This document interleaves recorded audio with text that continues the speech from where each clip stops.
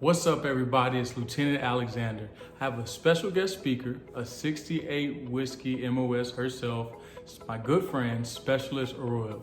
She's stationed in Korea right now, so it's morning time for her. So good morning, Specialist, and thank you for coming to speak to us today. Good morning, sir, and thank you for having me. I'm Specialist Arroyo. I'm from Virginia, but I'm really from everywhere. My parents are military. I'm 32 years old. I have a bachelor's degree in biology from Virginia Commonwealth University. I have been in the military for 18 months. It'll be 18 months the 19th of this month, and right now I'm currently in Korea. So the motto for the medical corps would be Experientia et Progresses, which is Latin for experience and progress. For combat medic AIT, the training is 4 months, which is about 16 weeks at Fort Sam Houston, Joint Base San Antonio. Also in combat medic AIT, we have 2 phases for training and 3 phases as a company. 2 phases for training are EMT phase and whiskey phase, and the 3 phases for the company are phase 4 restricted, phase 4 unrestricted, and phase 5. So for phase 4 restricted, we are in EMT phase for 6 weeks. We do tests, which we call them mods. So we do mods 1 through 6, and they each have 8 chapters of the book on them at a time.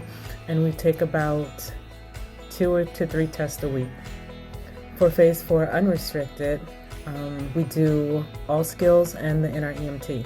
All skills is a culmination of all of the information that we learned in EMT phase, and they are hands-on tests.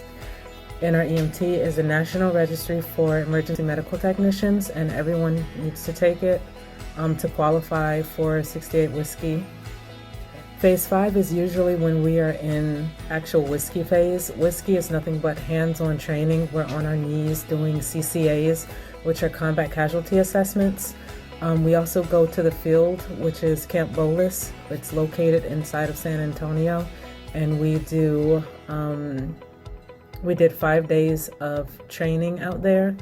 So after Camp BOLC and after all of the training, you will be EMT and whiskey certified.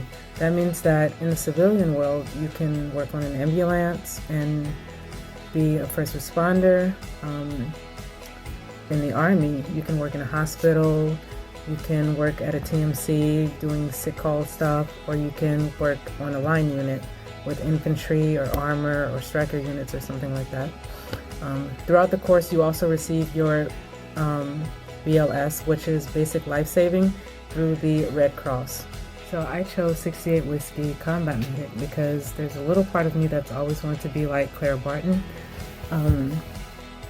They called her Angel of the Battlefield. She was a battlefield nurse during the Civil War, and she also created the American Red Cross.